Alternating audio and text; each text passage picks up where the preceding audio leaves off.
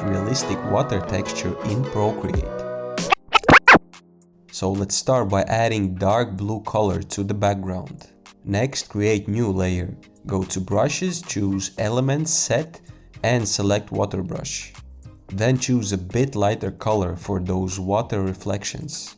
Adjust the brush size if needed and start applying water effect.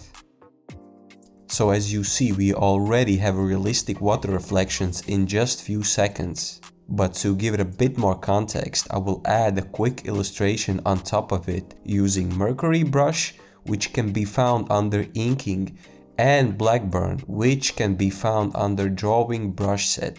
These are all default brushes that come with Procreate. Illustration process is quite simple, just filling shapes with color and softening shadows and highlights with smudge tool.